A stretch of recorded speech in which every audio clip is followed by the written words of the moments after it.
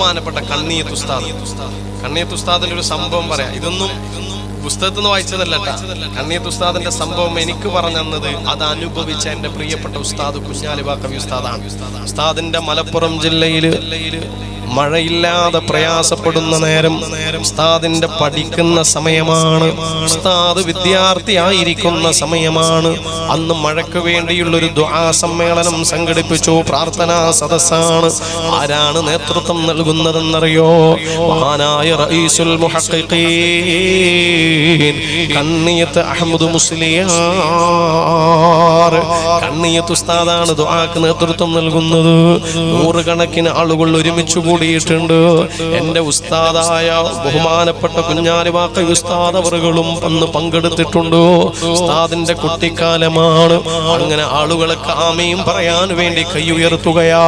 ബഹുമാനപ്പെട്ട കണ്ണിയത്ത് ഉസ്താദ് ദുആ ചെയ്യുകയാ. എന്താണ് ദുആ ചെയ്തതെന്നറിയോ? യാ വദൂദ് യാ വദൂദ് യാ വദൂദ്, അല്ലാഹുവേ നീ മഴ തന്നാലല്ലാതെ ഈ അഹമ്മദ് ഈ കസേരയിൽ നിന്ന് എഴുന്നേൽക്കൂല. എന്താ വരുന്നത്? ഈ ആളുകളെ സാക്ഷി നിർത്തിയിട്ട് ബഹുമാനപ്പെട്ട കണ്ണിയത്ത് ഉസ്താദ് കസേരയിൽ ഇരുന്നിട്ട് പറയുകയാ, അല്ലാഹുവേ നീ മഴ തന്നാലല്ലാതെ ഈ അഹമ്മദ് ഈ കസേരയിൽ നിന്ന് എഴുന്നേൽക്കൂല എന്ന് പറഞ്ഞിട്ട് ആ കസേരയിൽ അങ്ങിരിക്കുകയാണ്. പിന്നെ എഴുന്നേൽക്കുന്നില്ല, പിന്നെ ദ്വാരക്കൊന്നുമില്ല, ഒരൊറ്റ ഇരുത്തമാണ്. ആളുകളൊക്കെ അത്ഭുതപ്പെട്ടു പോയി.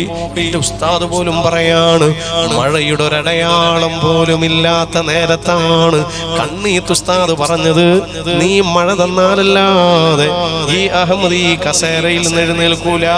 ഇതും പറഞ്ഞിട്ട് കണ്ണിയത്ത് ഉസ്താദ് അവിടെ ഇരുന്നു. ആളുകളൊക്കെ ഇങ്ങനെ മേൽപോട്ട് നോക്കി നിൽക്കുന്നു.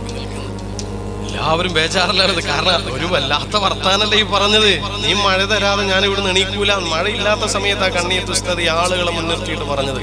എല്ലാവരും അത്ഭുതത്തോടെ നോക്കി നിൽക്കുമ്പോ സുബ്ഹാനല്ലാഹ് മഴയങ്ങ് പെയ്യുന്നു.